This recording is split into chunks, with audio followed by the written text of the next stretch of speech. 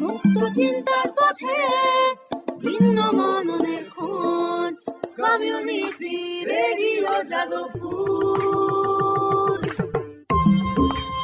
আপনারা শুনছেন community radio Jadavpur 90.8 megahertz. এই বেতার সম্প্রচারটি যাদবপুর বিশ্ববিদ্যালয়ের technical education quality improvement programme TEQIP-র অংশ। দূরে সে পাশে বসে, পায়ে পায়ে কখনো চলে যায় এ জীবন উদযাপনের সুর। রেডিও রেডিও যাদবপুর, এগিয়ে চলার সুর। Radio radio Jadavpur 90.8 megahertz community radio Jadavpur university. শুরু হচ্ছে আমাদের বিশেষ অনুষ্ঠান ম্যাটেক্স কৃষি পাঠশালা। এই অনুষ্ঠানে আমরা ভূমি সুরক্ষা এবং চাষবাসের নানান দিক নিয়ে আলোচনা করব।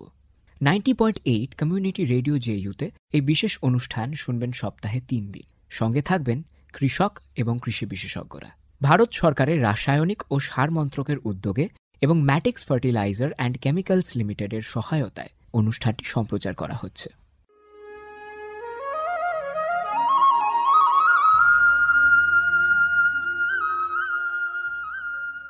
অর্থনৈতিক বিষয় সংক্রান্ত ক্যাবিনেট কমিটি তাদের 28 জুন 2023 সভায় পিএম প্রণাম নামক একটি প্রকল্প অনুমোদন করেছে। এই প্রকল্পের উদ্দেশ্য হল ধরিত্রী ও মৃত্তিকার পুনরুদ্ধার, পুষ্টি, উন্নতি সাধন এবং তা নিয়ে সচেতনতা বৃদ্ধি। গ্রামীণ স্তর থেকে শুরু করে আমাদের সকলের প্রচেষ্টা মাতৃভূমির যত্ন ও স্বাস্থ্য রক্ষার জন্য এই অনন্য পদক্ষেপকে ফলপ্রসূ করে তুলতে পারে। এই প্রকল্পের মূল লক্ষ্য হল কৃষিতে রাসায়নিক সার এবং কীটনাশকের অত্যধিক ব্যবহার দূর করা। বাড়তি ফলনের জন্য সার ও কীটনাশকের অতিরিক্ত ব্যবহার মাটিকে অসুস্থ করে তুলছে, কমিয়ে দিচ্ছে তার উৎপাদন ক্ষমতা। মাটির পুষ্টি আর সুরক্ষার জন্য প্রাকৃতিক অথবা জৈব সারের ভূমি পরীক্ষা ভিত্তিক সুষম ব্যবহার করা প্রয়োজন। পাশাপাশি দরকার জৈব ও প্রাকৃতিক চাষ পদ্ধতি এবং সম্পদ সংরক্ষণ প্রযুক্তি, যেমন সমন্বিত কৃষি ব্যবস্থা, ক্ষুদ্র সেচ, মালচিং, মাটির ক্ষতিকারক খনন না করা, ঘুরে ফিরে বিভিন্ন ফসলের চাষ ইত্যাদি। চাষবাসের এই টেকসই পদ্ধতিগুলো মাটির উর্বরতা বাড়াবে, পরিবেশ দূষণ কমাবে এবং দীর্ঘমেয়াদী উৎপাদনশীলতাকে শক্তিশালী করবে। সারের সুষম ব্যবহার শুধু মাটিই নয়, সার্বিকভাবে পরিবেশের স্বাস্থ্য রক্ষা করে। সুষম সার ব্যবহারের অর্থ হল উদ্ভিদকে তার প্রয়োজনীয় পুষ্টি উপাদানগুলি সঠিক পরিমাণে এবং অনুপাতে, সঠিক সময়ে এবং উপযুক্ত পদ্ধতিতে দেওয়া। সংশ্লিষ্ট রাজ্য বিশ্ববিদ্যালয়গুলি ইতিমধ্যেই তাদের এলাকায় উৎপাদিত ফসলের প্রয়োজন অনুসারে এর ডোজগুলি নির্ধারণ করেছে। সঠিক মাত্রায় সার ব্যবহার করলে ফলন যেমন বাড়বে, তেমনি বাড়বে ফসলের গুণমান। ভালোভাবে পোষিত মাটিতে ফলানো ফল, শাকসবজি ও শস্য প্রয়োজনীয় পুষ্টিতে ভরপুর আর সুস্বাদু হয়। ফলনের বৃদ্ধি আর উন্নত গুণমান আমাদের কৃষকদের জন্য নিয়ে আসবে বেশি মুনাফাও। শুধু বেশি ফসল নয়, উন্নততর ফসল আমাদের লক্ষ্য। এই কৌশলে লাভবান হবে প্রত্যেকে, আমাদের কৃষকরা, আমাদের পরিবেশ এবং সর্বোপরি আমরা সকলে। বিচার বিবেচনার সঙ্গে পরিপোষক ব্যবহার করলে কেবল ফলনই বাড়ে না, প্রজন্মের পর প্রজন্ম জমি থাকে উর্বর। সুতরাং আসুন, একটি উজ্জ্বল এবং স্থায়ী কৃষি ভবিষ্যতের জন্য আমরা সুষম সার ব্যবহারের প্রচার ও অনুশীলন চালিয়ে যাই।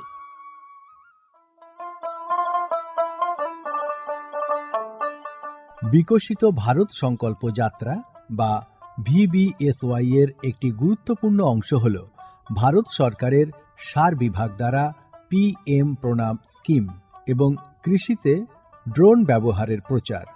সারের সুষম ব্যবহার এবং ন্যানো সারের ব্যবহার নিশ্চিত করার কাজে সার বিভাগ বিভিন্ন সংস্থা ও মানুষকে নিযুক্ত করেছে, যেমন বিভিন্ন সার উৎপাদনকারী সংস্থা, প্রধানমন্ত্রী কৃষি সমৃদ্ধি কেন্দ্র বা PMKSK গুলি, ফিল্ড অফিসার এবং নোডাল অফিসারদের।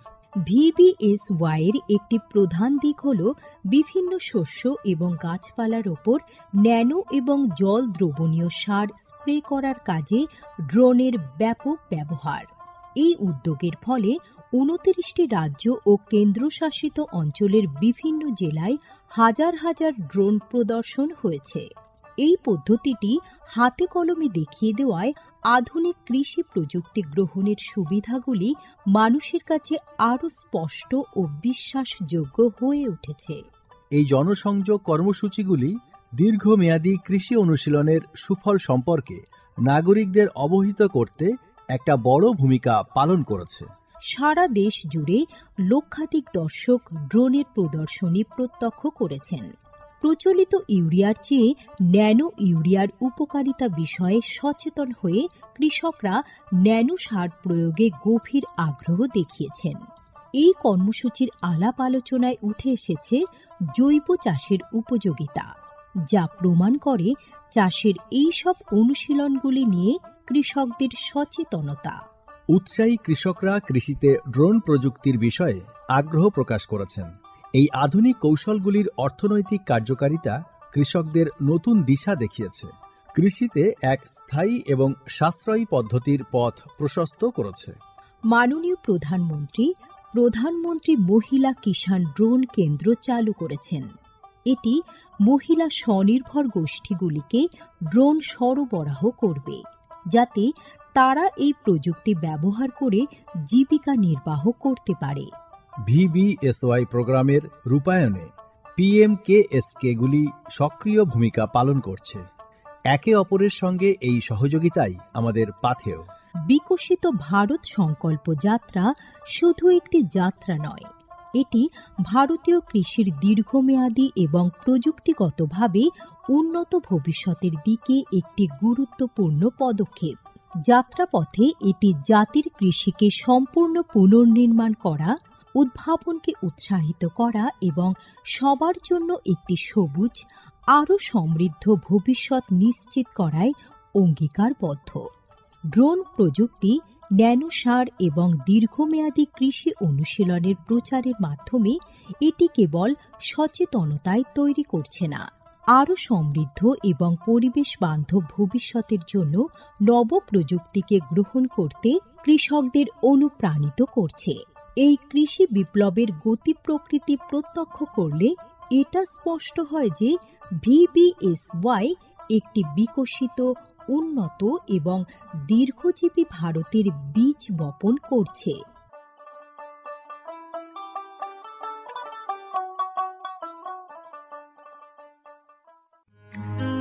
ভারতের যে সার কোম্পানিগুলি সবচেয়ে দ্রুত গতিতে বৃদ্ধি পাচ্ছে, ম্যাটিক্স ফার্টিলাইজার্স অ্যান্ড কেমিক্যালস লিমিটেড তার মধ্যে অন্যতম।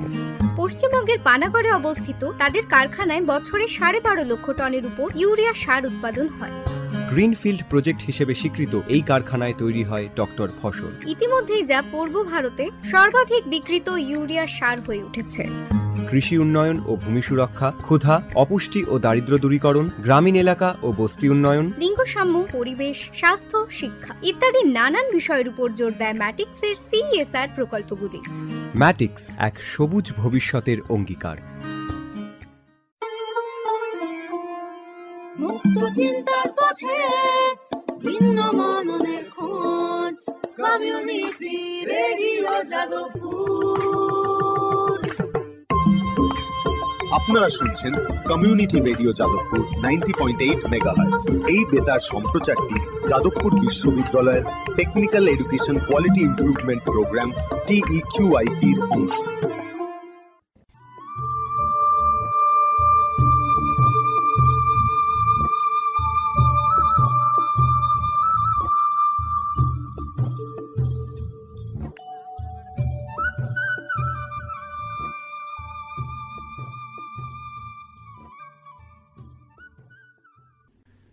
JU কমিউনিটি রেডিও 90.8 মেগাহার্টসে কৃষক বন্ধুদের জন্য বিশেষ অনুষ্ঠান ম্যাটিক্স কৃষি পাঠশালার আজকের পর্ব আমরা শুরু করছি। আমাদের আজকের পর্বের বিষয় সারের সুষম ব্যবহারের উপায় এবং এর সুবিধা। আর এ বিষয়ে আলোচনা করার জন্য আমাদের সঙ্গে স্টুডিওতে উপস্থিত আছেন ডক্টর সুভাষ আদক, নরেন্দ্রপুর রামকৃষ্ণ মিশনের কৃষি প্রশিক্ষণ কেন্দ্রের কৃষি অধ্যাপক। আপনাকে স্বাগত জানাচ্ছি আমাদের আজকের এই পর্বে। নমস্কার। নমস্কার। এই যে আমরা সারের সুষম ব্যবহার যে কীভাবে করব এবং তার যে বিশেষ সুবিধা আছে সেগুলো নিয়ে আলোচনা করব, তো তার শুরুতে একটু জানতে চাইব যে এই যে সার বলছি আমরা, সার ঠিক কি? সার এটি একটি উপাদান যার মধ্যে উদ্ভিদের পুষ্টি মৌল বিশেষ আকারে বা বিশেষ উপায়ে এর মধ্যে আবদ্ধ থাকে, যা বাইরে থেকে জমিতে উদ্ভিদ পুষ্টি সরবরাহ করার জন্য বিশেষ উপায় হিসেবে বা উপকরণ হিসেবে ব্যবহার করা হয়। অর্থাৎ সার একটি বাহ্যিকভাবে প্রয়োগ করা উদ্ভিদের বিশেষ পুষ্টির মূল্য সমৃদ্ধ একটি বিশেষ উপাদান মাত্র। আচ্ছা, তো সার কত ধরনের? সার যে পুষ্টি উৎস সারের মধ্যে থাকে, সেটি উৎস অনুযায়ী সারকে আমরা দুটো শ্রেণীতে মূলত ভাগ করতে পারি। একটি হলো জৈব সার, আরেকটি হলো রাসায়নিক। জৈব সার বলতে আমরা ঠিক কী বুঝবো? জৈব সার হচ্ছে কোনো মৃত বা জীবিত উদ্ভিদের দেহাবশেষ কিংবা উদ্ভিদের কোনো অর্থকরী উপাদান বিয়োজনের মাধ্যমে প্রাপ্ত উদ্ভিদের খাদ্যমৌল্য সমৃদ্ধ উপাদানটিকে আমরা বলবো জৈব সার। আচ্ছা, আর রাসায়নিক? রাসায়নিক হচ্ছে এটি একটি রাসায়নিকভাবে কলকারখানায় বা বিশেষভাবে বিক্রিয়া প্রক্রিয়ার সাহায্যে প্রস্তুত করা একটি কৃত্রিম উদ্ভিদ পুষ্টিমৌল্য সমৃদ্ধ উপাদান মাত্র। আচ্ছা, তাহলে এই যে উদ্ভিদ নানান ধরনের সার গ্রহণ করছে এবং শারীরবৃত্তীয় কার্যক্রম চালিয়ে যাচ্ছে উদ্ভিদ, তো কোন কোন সার উদ্ভিদের প্রয়োজন হয় যদি একটু বলেন? সারের মধ্যে থাকে পুষ্টিমৌল্য। এই পুষ্টিমৌল্য কি? এই পুষ্টিমূল্যকে আমাদের জানতে হবে কোন কোন পুষ্টিমূল্য উদ্ভিদের পুষ্টিতে সাহায্য করছে। আচ্ছা, এইগুলো অনুযায়ী আমাদের দেখা গেছে আজ পর্যন্ত বিজ্ঞানীদের আবিষ্কৃত যে পুষ্টিমৌলগুলো রয়েছে, প্রাকৃতিক বিভিন্ন মৌল 100 ঊর্ধ্ব মৌল আবিষ্কৃত হয়েছে। তার মধ্যে উদ্ভিদের পুষ্টিতে 17টি মৌল এরা অতি আবশ্যক হিসেবে পরিগণিত হয়েছে। আচ্ছা, এবং এরপরে আরও 5টি মৌল বিশেষ সাহায্যকারী মৌল হিসেবে চিহ্নিত করা গেছে। এই 17টি মৌলিক উপাদানের মধ্যে 6টি মৌলিক উপাদান খুব বেশি পরিমাণে প্রয়োজন হয়। সেটি হচ্ছে carbon, hydrogen, oxygen, nitrogen, phosphorus, potassium. অতি আবশ্যক এবং এরা বেশি পরিমাণ প্রয়োজন হয়। এদের বলে মেজর প্ল্যান্ট নিউট্রিয়েন্ট, মানে পরিমাণেও বেশি লাগে। মুখ্য খাদ্য উপাদান। কার্বন, হাইড্রোজেন, অক্সিজেন প্রাকৃতিকভাবে জল এবং কার্বন ডাইঅক্সাইড থেকে পেয়ে যায়, কিন্তু নাইট্রোজেন, ফসফেট এবং পটাশ যে এই 3টি প্রধান মুখ্য উপাদানগুলো আমরা সার উপরে হিসেবে দিয়ে থাকি। এইগুলো হচ্ছে যেমন নাইট্রোজেন উৎস সার হিসেবে আমরা পাই ইউরিয়া, অ্যামোনিয়াম ক্লোরাইড। ফসফেট সার হিসেবে আমরা পাই single super phosphate, double super phosphate, triple super phosphate. এবং পটাশিয়াম সার যেমন পটাশিয়াম ক্লোরাইড, যেটা হচ্ছে মিউরিয়েট অফ পটাশ বলা হয়, বা পটাশিয়াম নাইট্রেট। এইগুলো হচ্ছে আমাদের রাসায়নিক সার এবং পটাশ সমৃদ্ধ। এই সারগুলোর নির্দিষ্ট পরিমাণে প্রয়োজন হয়। এছাড়া আরও বাকি যে মৌলগুলো রয়েছে, সেই বাকি মৌলের মধ্যে 3টি মৌল আছে। যে 3টি মৌল হচ্ছে ক্যালসিয়াম, ম্যাগনেসিয়াম, সালফার। এটি মধ্যম প্রকৃতির লাগে, এটা খুব বেশি প্রয়োজন হয় না, আবার খুব কমও প্রয়োজন হয় না।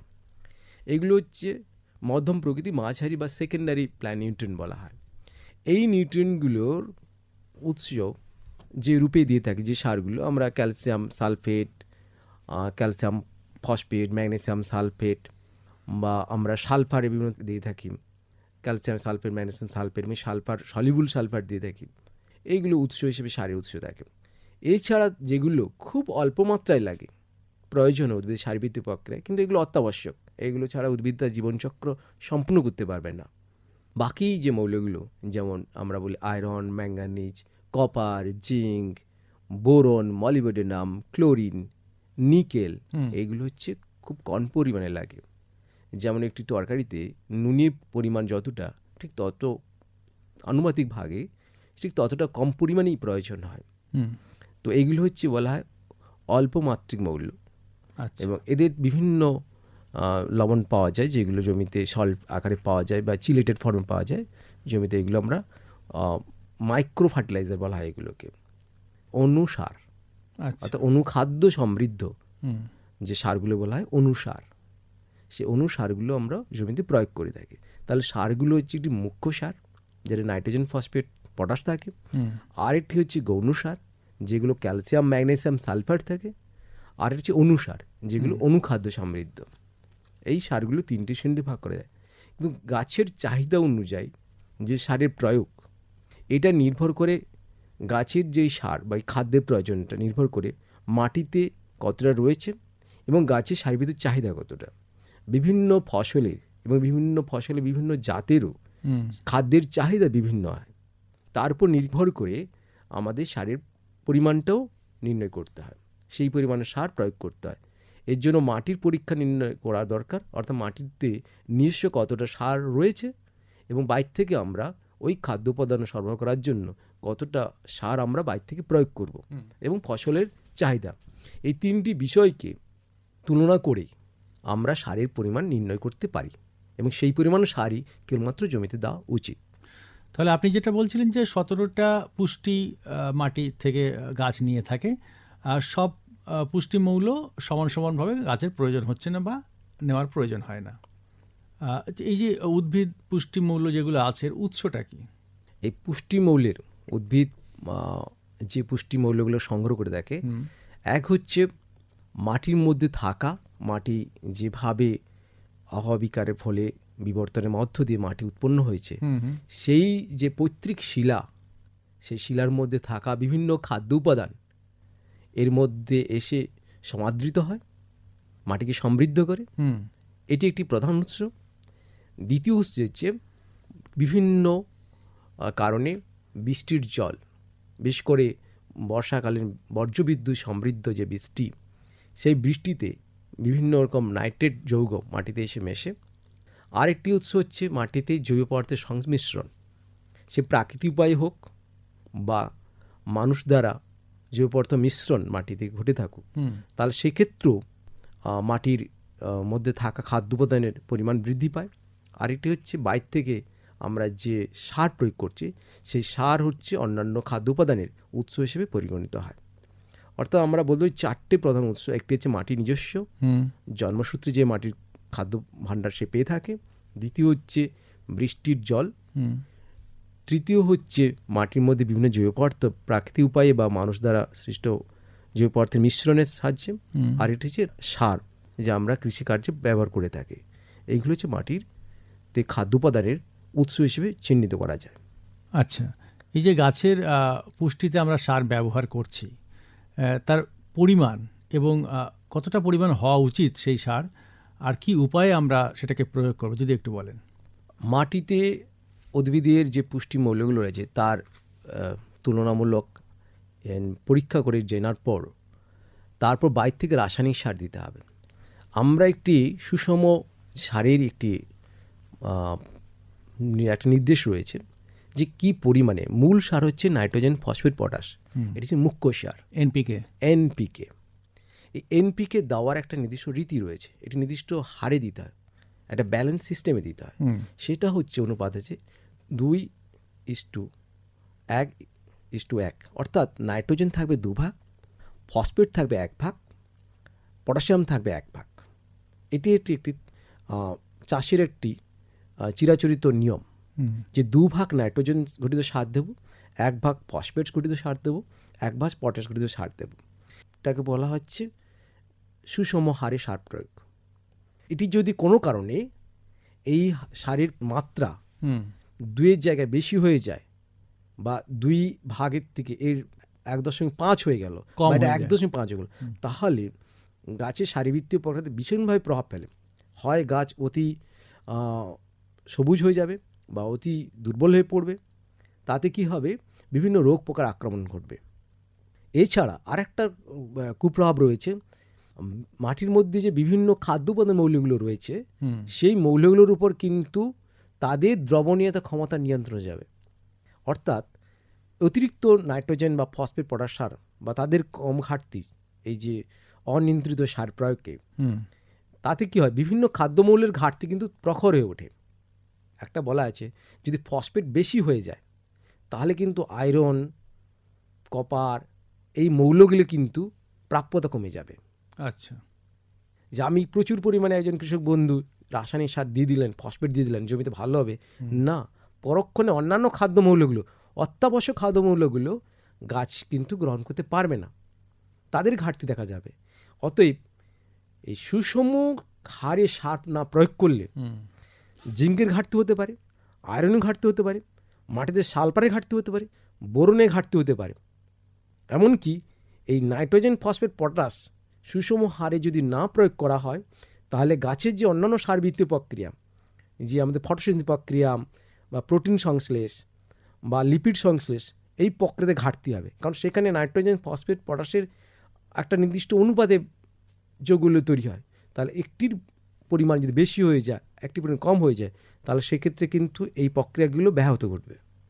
আমাদের আজকের যে বিষয় সারের সুষম ব্যবহারের উপায় এবং এর সুবিধা, তো আপনি সারের যে ভাগগুলো বললেন আমরা সেগুলো শুনলাম, এবং কিছুটা হলেও এই যে সুষম সারের ব্যবহার বা সারের সুষম ব্যবহার সে বিষয়ে একটু আপনি আলোচনা করলেন। একটু বিশদে জানতে চাইছি যে এই সুষম ব্যবহার সারের এর সুবিধাগুলো কি কি? সুবিধা হচ্ছে, প্রথম যে গাছের সারবৃত্তীয় যে প্রক্রিয়াগুলোকে সঠিকভাবে নিয়ন্ত্রণ রাখা সম্ভব। আচ্ছা। দ্বিতীয় হচ্ছে মাটির মধ্যে থাকা উদ্ভিদের যে বৃদ্ধি সহায়ক অন্যান্য মৌলগুলো, অত্যাবশ্যক মৌলগুলোকে নির্দিষ্ট পরিমাণে গাছকে পাই দিতে সাহায্য করা। আচ্ছা। তৃতীয় হচ্ছে অতিরিক্ত কুপ্রভাব, অর্থাৎ যাকে বলি অত্যাধিক প্রয়োগের ফলে গাছের মধ্যে কোনো বিষক্রিয়া তৈরি হয় কিনা, টক্সিসিটি, বিভিন্ন খাদ্যমৌলের টক্সিসিটি তৈরি হয়, তা ফসলের পক্ষে খুবই ক্ষতিকারক। আবার ডেফিসিয়েন্সি হয়, অর্থাৎ তার অভাবজনিত লক্ষণ হয়। তাই নির্দিষ্ট ব্যালেন্সে দেওয়া অত্যন্ত গুরুত্বপূর্ণ। আরেকটি সুবিধা হচ্ছে, আমরা যখন এটা দিচ্ছি এর প্রয়োগকালীন ব্যয় কিন্তু অনেক কম। একসঙ্গে যদি আমরা এই সারটা দিয়ে থাকি তাহলে জমিতে বারবার সার প্রয়োগের জন্য যে লোকবলের প্রয়োজন হয় সেটা অনেকটাই কম হবে। আর এই সারটা একসঙ্গে দেওয়ার ফলে আরেকটা সুবিধা হচ্ছে, গাছে যে বিভিন্ন বৃদ্ধি দশাগুলো রয়েছে সেই দশাগুলো কিন্তু সঠিকভাবে পরিস্ফুটন ঘটবে। আমরা যদি কোনো দশাতে নাইট্রোজেন বেশি দিয়ে দিলাম, ফসফেট কম দিয়ে দিলাম, বা পটাশ বেশি দিয়ে দিলাম বা ফসফেট কম দিয়ে দিলাম, সেক্ষেত্রে তার দশাগত যে বৃদ্ধি, সেই বৃদ্ধি কিন্তু ব্যাহত হবে। এবং এই দশার যদি স্বাভাবিক বিকাশ না ঘটে তাহলে কিন্তু গাছের ফলন, যে ফুল ধারণ ক্ষমতা, ফলন ধারণ ক্ষমতা, এগুলো কিন্তু হ্রাস পাবে। তা সুষম ব্যবহার করলে মাটির মধ্যে যে জৈব রাসায়নিক প্রক্রিয়া, সেই প্রক্রিয়া কিন্তু সুসংগঠিত হয়, সেখানে কোনো রকম অতিরিক্ত মাত্রা বা ঘাটতিজনিত কোনো রকম প্রভাব পড়ে না। এবং মাটির মধ্যে থাকা বিভিন্ন যে জৈব উপাদানগুলো রয়েছে তাদের মধ্যে একটি সুফল পাওয়া যায়, সক্রিয় একটি ফলাফল পাওয়া যায়। আরেকটি হচ্ছে মাটির মধ্যে যে জীবাণুগুলো রয়েছে, এই জীবাণুর মধ্যে অতিরিক্ত কোনো রকম কুপ্রভাব পড়ার সম্ভাবনা থাকে না, যেহেতু মাটির মধ্যে একটি সুষম একটি ব্যবস্থাপনা তৈরি হয়ে থাকে, যা অন্যান্য মাটির থাকা উপাদানগুলো, জীবাণুগুলোর পক্ষে সহায়ক। তাই অতিরিক্ত সার প্রয়োগ না করে সুষম হারে সার প্রয়োগ করলে সারের অপচয় যেমন কম হবে, গাছের বৃদ্ধিতে যেমন এই উপাদানগুলো সঠিক পরিমাণে প্রাপ্ত ঘটবে, মাটির যেমন সয়েলের যে আবহাওয়া বা সয়েলের যে এনভায়রনমেন্ট, মাটির যে পরিবেশটি, সেই পরিবেশটি কিন্তু আদর্শ হয়ে থাকবে। সুষম সার ব্যবহারের যে ভালো দিক বা সুবিধা, সেগুলো আপনি যখন বললেন তখন কিছু কিছু ক্ষেত্রে খারাপ দিকগুলো উঠে এলো আর কি। যে সুষম সার যদি আমরা ব্যবহার না করি তাহলে আমাদের চাষের ক্ষেত্রে কী কী ক্ষতি হতে পারে, মাটির স্বাস্থ্যের ক্ষেত্রে কী কী ক্ষতি হতে পারে। তো তবু একবার আপনার থেকে জানতে চাইব যে এই সুষম সারের ব্যবহার না করে আমরা যদি অবৈজ্ঞানিকভাবে সার ব্যবহার করে থাকি বা পুরনো পদ্ধতিতে সার ব্যবহার করে থাকি, তাহলে কী কী অসুবিধা হতে পারে? চিরাচরিত পদ্ধতি যে সার প্রয়োগের পদ্ধতি, এটি কিন্তু সম্পূর্ণ বিজ্ঞানসম্মত নয়। আচ্ছা। এটি একটি কৃষক বন্ধুদের অভিজ্ঞতা সম্পূর্ণ এটির ধারণার প্রয়োগ মাত্র, বা শুনে শুনে দিয়ে আমরা শুনে দেওয়া। এটি কিন্তু উদ্ভিদের সারবৃত্তীয় যে চাহিদা তার সঙ্গে কোনো রকম সামঞ্জস্যপূর্ণ নয়। প্রথমে এই যে প্রক্রিয়া অবলম্বন করে কৃষি ব্যবস্থা চলে এসেছে বা চলছে, কিছু কৃষক বন্ধু এই প্রক্রিয়ার মধ্য দিয়ে সার প্রয়োগ করছে, যে সেখানে অসুবিধা হচ্ছে উদ্ভিদের যে বিভিন্ন তাদের বৃদ্ধির যে পর্যায়, সে বৃদ্ধি পর্যায় অনুযায়ী এই যে খাদ্যের চাহিদা সঠিকভাবে না পাওয়ার জন্য উদ্ভিদের বা ফসলের স্বাভাবিক বৃদ্ধি হচ্ছে না। আচ্ছা, এটি একটি অসুবিধা। দ্বিতীয় অসুবিধা হচ্ছে অতিরিক্ত কোনো একটি উপাদানের উপস্থিতি থাকার জন্য যে তার বিষক্রিয়া, সে বিষক্রিয়া মাটির মধ্যে ছড়িয়ে পড়ে, গাছের মধ্যে ছড়িয়ে পড়ে এবং অন্যান্য উপাদানগুলোকে তাদের গ্রহণযোগ্যতা বা লভ্যতাকে বিঘ্ন ঘটায়। আর একটা হচ্ছে এককভাবেই ছড়াতে গিয়ে বা অবিজ্ঞানসম্মতভাবে ছড়াতে গিয়ে সার প্রয়োগ করতে গিয়ে কৃষকের যে অতিরিক্ত আর্থিক ব্যয় হয়ে থাকে, সেটি কিন্তু কৃষকের আর্থসামাজিককে দুর্বল করে ফেলে একদমই। এবং আমাদের যে সুস্থায়ী কৃষি ব্যবস্থার এটি একটি পরিপন্থী ব্যবস্থাপনা। যদি আমরা না জেনে সুসংগতভাবে যদি সার প্রয়োগ না করি, যে সুস্থায়ী কৃষি ব্যবস্থা বলে সাস্টেনেবল এগ্রিকালচার, যেটা আমাদের এই জমিকে সুরক্ষিত রেখে তার উর্বর শক্তিকে অক্ষুণ্ণ রেখে বংশ পরম্পরা কৃষি ব্যবস্থাকে এগিয়ে নেওয়ার যে প্রক্রিয়া, সে সুস্থায়ী কৃষি ব্যবস্থার মধ্যে যে অন্তর্নিহিত হয়ে আছে, সেটা কিন্তু সম্পূর্ণভাবে বিঘ্ন ঘটবে যদি আমরা সুষম হারে বিজ্ঞানসম্মত পদ্ধতিতে এবং মাটির স্বাস্থ্য না জেনে পরীক্ষা না করে সার প্রয়োগ করাটা বাঞ্ছনীয় নয়। তাহলে বহুদিন ধরে মাটির স্বাস্থ্য ভালো রেখে কৃষি পদ্ধতি, কৃষিকার্য চালিয়ে যেতে হলে আমাদেরকে অবশ্যই সুষম হারে সার ব্যবহার করতে হবে। তাই সারের সুষম ব্যবহার খুবই গুরুত্বপূর্ণ চাষের ক্ষেত্রে। ম্যাটিক্স কৃষি পাঠশালার আজকের পর্ব আমরা এখানে শেষ করব। আমাদের আজকের পর্বের বিষয় ছিল সারের সুষম ব্যবহারের উপায় এবং এর সুবিধা। এ বিষয়ে আমরা এতক্ষণ আলোচনা শুনছিলাম। আমাদের স্টুডিওতে উপস্থিত ছিলেন ডক্টর সুভাষ আদক, নরেন্দ্রপুর রামকৃষ্ণ মিশনের কৃষি প্রশিক্ষণ কেন্দ্রের কৃষি অধ্যাপক। আপনাকে অনেক অনেক ধন্যবাদ। ধন্যবাদ।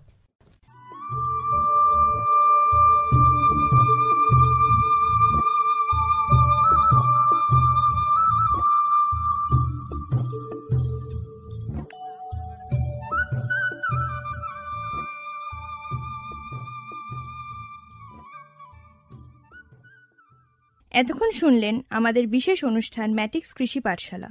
ভারত সরকারের রাসায়নিক ও সার মন্ত্রকের উদ্যোগে এবং ম্যাটিক্স ফার্টিলাইজার অ্যান্ড কেমিক্যালস লিমিটেডের সহায়তায় অনুষ্ঠানটি সম্প্রচার করা হলো। কেমন লাগলো এই অনুষ্ঠান আমাদের জানাতে পারেন 033-2457-2620 নম্বরে। আপনারা আমাদের মেল করতে পারেন আমাদের ইমেল আইডি radioju@gmail.com এ, আমাদের ইউটিউব চ্যানেল রেডিও জেইউ এবং আমাদের অফিসিয়াল ইনস্টাগ্রাম হ্যান্ডেল radio_ju। আজকের মতো ম্যাটিক্স কৃষি পাঠশালা এই পর্যন্ত। শুনতে থাকুন কমিউনিটি রেডিও জেইউ 90.8 মেগাহার্টজ। ভারতের যে সার কোম্পানিগুলি সবচেয়ে দ্রুত গতিতে বৃদ্ধি পাচ্ছে, ম্যাটিক্স ফার্টিলাইজার্স অ্যান্ড কেমিক্যালস লিমিটেড তার মধ্যে অন্যতম।